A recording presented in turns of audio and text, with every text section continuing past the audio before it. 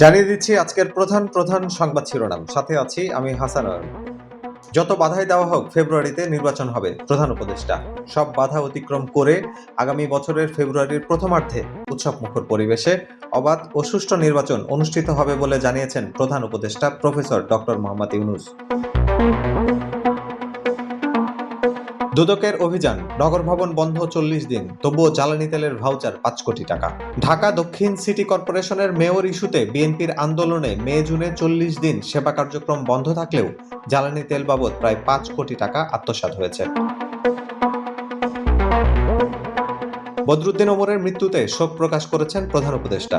মুক্তিকামী মানুষের আন্দোলন সংগ্রামের অন্যতম অগ্রনায়ক, রাজনীতিবিদ, প্রগতিশীল চিন্তাবিদ, সমাজবিজ্ঞানী ও লেখক বদরুদ্দিন ওমরের মৃত্যুতে গভীর শোক জানিয়েছেন প্রধান উপদেষ্টা প্রফেসর ডক্টর মোহাম্মদ ইউনূস। কিশোর কিশোরীদের জন্য মেটার এআই চ্যাটবট নীতি পরিবর্তন। সম্প্রতি শিশু ও কিশোরদের মধ্যে এক ধরনের প্রযুক্তির প্রভাব নিয়ে ব্যাপক উদ্বেগ দেখা দেওয়ায় মার্কিন প্রযুক্তি জায়ান্ট মেটা কিশোর কিশোরীদের অনলাইনে নিরাপদ রাখতে এই পদক্ষেপ নিয়েছে। ট্রাম্পকে বিদায় করো, ওয়াশিংটন ডিসি মুক্ত করো। যুক্তরাষ্ট্রের রাজধানী ওয়াশিংটন ডিসিতে ন্যাশনাল গার্ড মোতায়েনের প্রতিবাদে রাস্তায় নেমেছে হাজার হাজার বিক্ষোভকারী।